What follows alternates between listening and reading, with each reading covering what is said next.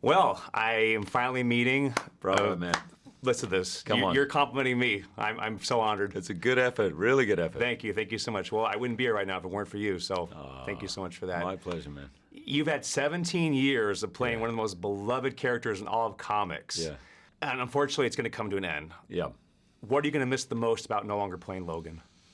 When I saw the movie, I was really clear it was the last one, and then I was so happy and grateful to Fox that they were like, go for it. When I came, with Jim and I, we came up with the idea. They were like, go and make it. And we were supportive from the beginning, and I was nervous. It was personal. When I saw the movie, I was like, I just love this. I love that character. I've loved playing it. So it's always with me, but I'll miss it at times, But I feel like I'm part of that family. This movie, in a way, is a love letter to the fans. It's who I speak to, if not every day, every other day of my life, because they never hold back. That's ever, right. Ever. They tell me exactly how it is. Even after the first X-Men Origins Wolverine, they were like, dude.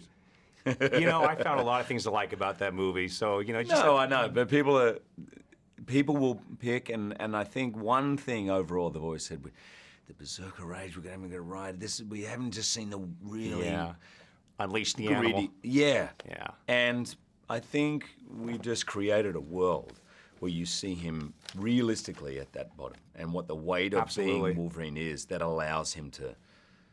You did it. I was very impressed. Thank you, man. I've been a huge fan of the X-Men since I was a young teenager in the early 80s, reading the comics. Right. 10 years later, the cartoons. Yes. 10 years after that, the movies. And then when X3 came out, I started hearing that I kind of looked like you. Yeah. Which was funny because I was clean-shaven, shorter hair. Really? And I was like, okay, maybe I'll do this as a Halloween costume. It was a big hit. Nice. A few years later, by a very strange twist of fate, I accidentally discovered the world of cosplay. And it's just been a life-changing event in a very positive way ever since. That's awesome. And I think about myself, my God, what a boring life I would have had the last few years were it not for cosplay. And again, I owe this to you.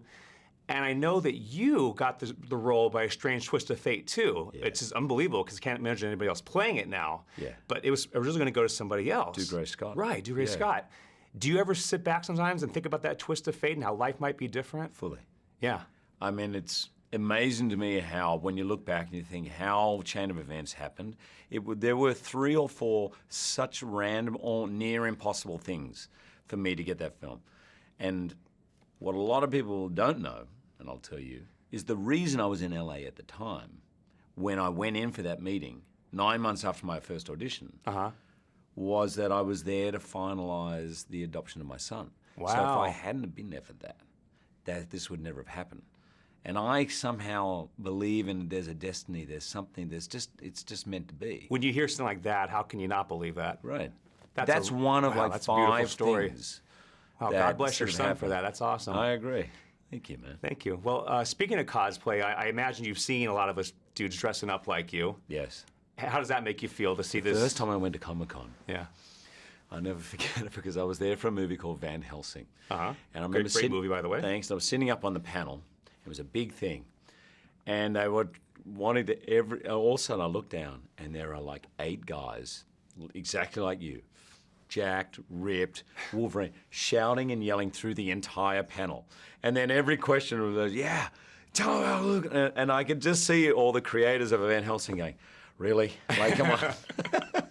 But I kind of loved it.